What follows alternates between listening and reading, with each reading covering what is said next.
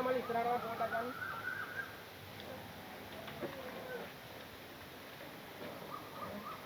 මාර්ගේ එන්න. මේ වරේ පල්ලෙහාට ඉතින් ඔය කන්නේ දෙන්න බෑ මාත් ඒක නෑ අත දෙකලා ඉවරයිනේ. ආ නේද? ඈ අම්මා ඉස්සත් කරලා දාගන්න. ඒක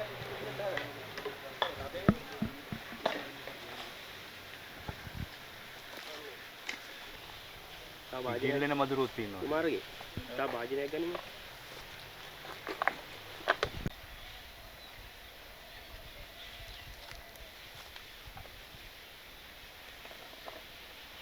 කො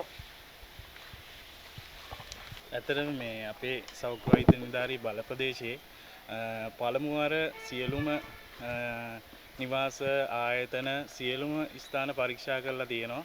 ඒවා අපි නඩු පැවරීම සිදු කරලා තියෙනවා පළමු වර.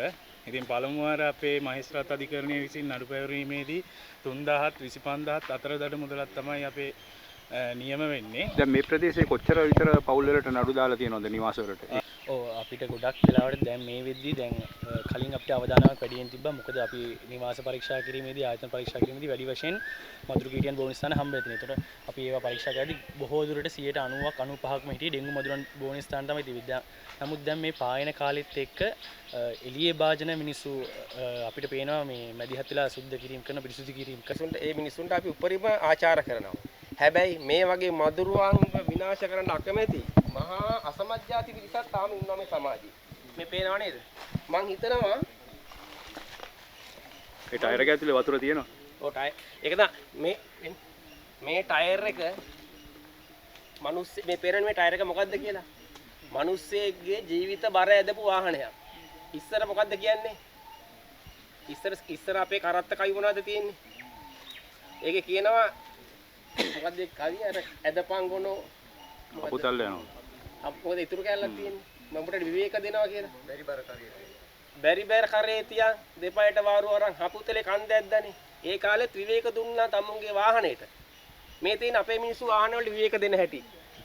තමුන්ගේ දරුවන්ගේ තම ජීවිත බර ඇදපු වාහනේ අලුත් ටයර් එක දැක්ක ගමන් පරණ ටයර් එකට මොකද කරන්නේ? විසි කරලා දානවා. මේ ඒකේ මදුරුව මේ පේනවනේ බෝ වෙලා. ඒතර මොකද වෙන්නේ? ඒ තරම් ත්‍යාගශීලී ජනතාවක්. මේක වාහනෙන් ගලවපු වෙලේ ඉඳන් ඉන්න බෑ එකක් කියනවා.